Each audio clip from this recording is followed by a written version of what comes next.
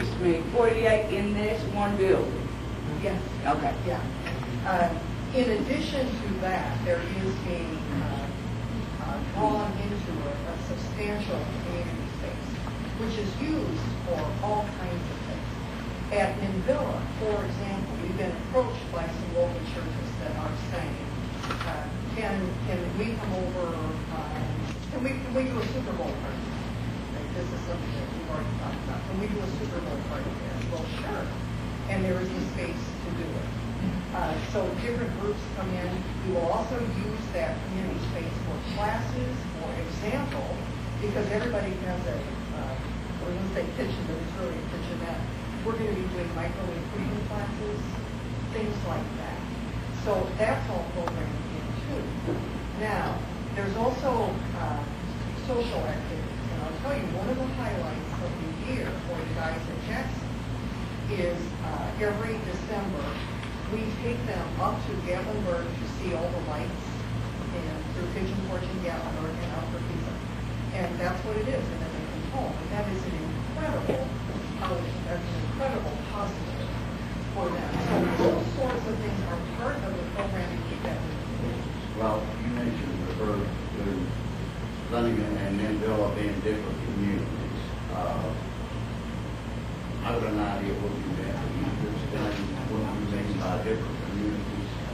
Yeah, Minvilla actually, I think, is in an area that is going to be interesting by virtue of its proximity to other homeless service providers. That has enormous positives. That has enormous positives. Quite honestly, it could also present some unique challenges that would not be at Flenniken. Flenniken, to me, the area has much more of neighborhood feel. It feels more residential than Minvilla, and those are very different feels.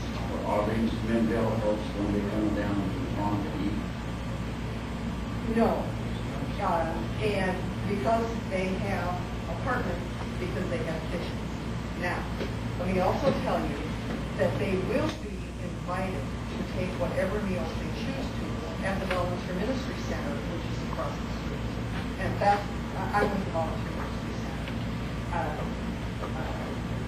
But they will be free to come over there and take meals there. At DMC, we don't serve They can walk there. Sure, yeah. But they're going to have a long walk. Oh, I'm sorry. Would Flenniken folks be coming to? Both. Yeah. I really kind of doubt that Flenniken people would be coming to DMC for meals. Are they going to have bus passes in case they want to? I mean, there's a lot of things to consider. Yeah. We're going to have an officer. You know, we were first promised there will be an officer on the site. Shaking his head, whatever problem. It's not allowed under, when you run into strong compliance. Who heard that at one of the previous meetings that we have an officer on site? At the beginning. Okay. And you see what this is what I'm trying to get at. Because we've been given baloney so many times. You can give a steak now, and they still feel like baloney to us. I understand that. First of all, everybody up here very much recognizes that we're taking it very seriously, and we realize the problems we've had communicating and consistently getting that out. One of the challenges is volunteer ministry centers are different organizations in Colorado can have different funding, they have different numbers of units. Some use live-in managers, some don't. So when we talk about Flenniken or Minvilla, we try to be consistent. And I realize there's some concerns with that, but I do know for a fact that we never suggested that we'd have an off-duty officer or a cop living at the Flenniken because our financing doesn't allow it. Both of us say, right here in this room. By who? Law. But and just one tail comment to get back to Councilman Pavis. If I may, I think it's in the spirit of what Councilman Pavis originally tried to organize these meetings around. You know, part of what we're wanting to do is get good feedback and of all things, the 10-year plan is evolving, and that presents a challenging communications challenge. The other thing is programming things like that. We're going to learn a lot from Menvilla, where Flenniken's probably going to be a little bit different than Menville. Be somebody on the desk here 24/7? Yes, we're going to have 24/7. We have said that would be your 24/7 staff. And they're gonna have to sign in just like in Menville, or either ID, come and go. I need to do something to move us along. We've got a guest here, Gary Holiday from TYP. Ms. Gregory, could you wait until he talks? Because he's been waiting a long He time. may be her arm He may be the one that I want to make a statement about Okay. too. Okay, then go ahead. Okay. We'll let Mr. Holiday, Officer Holiday, Captain Holiday. All right. Whatever. Okay. First of all, I'm an exception to the rule with the verandas, as at least one of these gentlemen up here can tell you, because of something tragic that went on a couple of years ago. I did not feel comfortable with having to carry phone numbers with me to Marydale Park at 6 o'clock in the morning when I walk my dog. And this is what this lady is telling me we're going to have to do. I go at 6 o'clock, between 6 and 7 every morning to Marydale Park with a little dog, and this tall gentleman knows the dog. He knows me from something that went on at the verandas, and if he wants to expound on it, he's more than welcome to. So, That's it. what wants you? But I'm definitely not horrified like this lady says. There are some that are. Most of them are. Yeah. I'm an exception to the rule. Hi. My name's Gary Holiday. I'm a captain of the police department. I'm the district commander for this area of town. I'm the East District Commander. That includes South Knoxville. I'm responsible. Excuse me, why is South Knoxville called East now? No, It's we're always not. been east. We, no, No. I mean, Let me explain this to you. Big old road runs right down through the middle of town, I-75. the big old river runs right down. I live on this side of it. Well, okay, then you live in South Knoxville. Okay, how about this? My name's Gary Holiday. I'm the district commander of the East and South District of the Police. How's that? That sounds a lot. Councilman, can you help me out with that? Can you talk to me? The reason I came, and I will tell you, and I'm just being honest, we weren't asked, we just kind of came. Because our understanding was the topic was safety. And it is our responsibility, regardless of what is built in South Knoxville, what happens in South Knoxville, the police department is still responsible for the safety of South Knoxville. And that's why I'm here. I'm not here to make a speech, I'm here to answer questions. Because some of you probably have questions as of, if this goes up, when this is occupied, what happens then? What's going to happen? What do we do? That's what I'm here for. And I will tell you, I'm as up front as they come. I know quite a few of you in the audience, even one taking my picture right now with the camera. No, she's got my good side. I'm just here to answer questions. So, wait on. Yes, ma'am.